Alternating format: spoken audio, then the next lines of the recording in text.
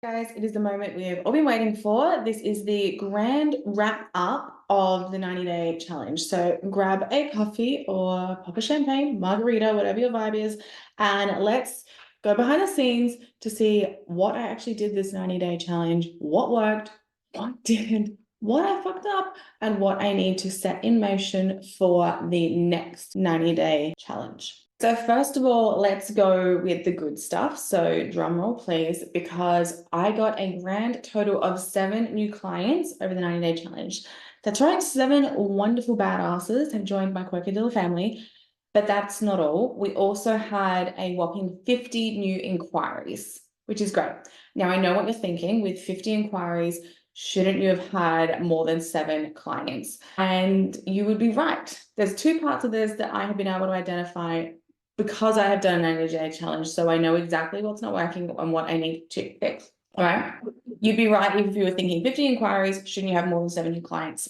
It appears that my marketing charm is working its magic. There's a wee bit of a disconnect when it comes to actually closing the sale, but also my marketing's amazing, but my products, what I offer being a coach, some of my packages are in the thousands. So while I've gotten 7 new clients and my revenue has increased so much, with 50 inquiries, there's a disconnect there in my messaging that I need to either rework my messaging so that it's reflective of my prices, or I need to work on the disconnect when it comes to closing sales. On the email front, because I'm tracking this every single week, I know exactly what's happening. Our subscriber count grew on our email list. Not quite as much as I would have liked though. So for the next 90-day challenge, I know that I need to embrace my inner madman character.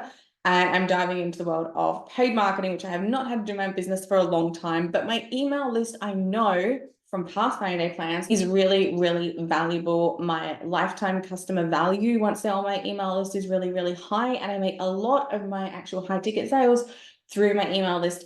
So putting money into getting more subscribers on my email list and nurturing through the incredible content once they're on there, which I'm really proud of, is something that I'm, now that I have the data through a 90-day plan, willing to put money into, because I can see there's value on the other side of that. I just don't have the time to organically promote that as much as I desire to. Now, for the plot twist, because I have a YouTube and I have a LinkedIn, but I do not actively hang out on LinkedIn or YouTube. It's not somewhere that I actually go and spend any time or worry about uploading anything specifically. All of my content on those platforms is repurposed content from other things that I'm doing. So ironically, the plot twist of this 90-day plan was my LinkedIn saw the most follower growth as well as my YouTube channel. So who would have thought, right? My Instagram reach exploded from $5,000. It's not $5,000, from a 50. Not even 50. Shut up, Shona. Oh my God. 5,000 reach at the beginning of this 90-day plan to now the average of 50K reach. So that's a dramatic increase. If you look at that percentage wise, it's huge. That has also led me to realize that a lot of the actual sales and inquiries that I got came from Instagram, particularly in the stories. So even though I did not have growth on Instagram, I actually had a reduction in my amount of followers.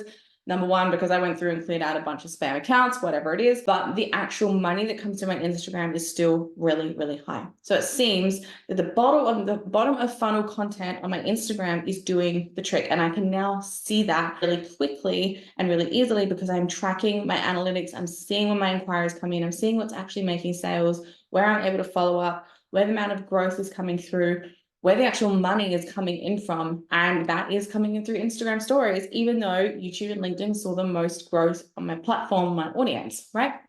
So when it comes to content production, because I've done a 90-day plan, because I have all of this information and data and analytics in front of me now, I can make some tweaks and changes moving forward with my content production, because from this 90-day plan, I've realized that short form video is really my jam. That is where I shine. I can put out 3 to 5 TikTok videos a day, Instagram reels, and that's no problem for me. That seems to just fit really well with my ADHD brain. I can produce that volume of content with easy creativity. Nothing. It's no issue for me. So that's my jam. Things like tweets and blog posts and even the podcast production side of things, they were definitely more of a struggle for me. So moving forward, I'm really, really focused on that repurposing of content. So for example, this podcast episode that I'm filming right now will also be a blog, will be about 14 different TikToks in the long run, will be a multitude of things. It's basically just looking at my data and going, where can I smartly invest my time, energy, and my resources to get the most amount of leverage out of it. So an interesting trend actually came out when I look at the data from this 90-day challenge as well. And that was my mental health was significantly better on days when I took my morning walk, which is, I know everyone's like, oh my God, that's 101, that's basics of mental health. But for someone who has battled for the last 8 years living in a lot of pain and has not been able to go on a morning walk until I had my hysterectomy last year and have recovered from that, this is a massive amount of like, oh my God, this actually works. Because before, exercise would equal pain, it would equal days in bed. I can now see the direct correlation between daily exercise and improved mental health. Also, my sleep improved until we got our puppy. And my sleep was really improving. And then we got a puppy and I'm back to waking up in the middle of the night to take my Frenchie out to go to the toilet.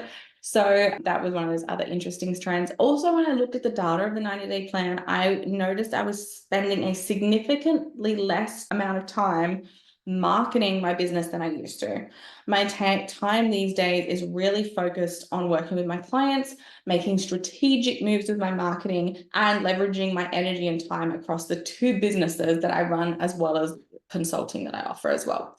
So another big thing that I noticed with the 90-day plan, because obviously you're tracking not only your business activity, but your mood and your creativity and what you're able to achieve, and you have all this information, this access to this incredible data, there is something that I was able to see, a very, very clear pattern about my premenstrual dysphoric disorder, so PMDD. It's something that a lot of ADHD women have.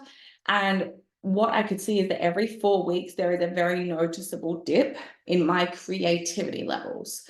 And now that I'm aware of this, I can batch plan my content in advance and I can adjust my calendar to allow for rest during this time.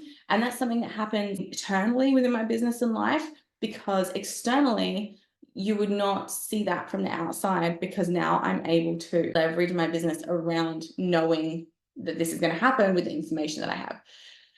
So there you have it. That's the ups, the downs, and the loop-de-loops of a 90-day challenge. If you guys want to stick around and you have any questions or comments, please let me know. Just drop them below.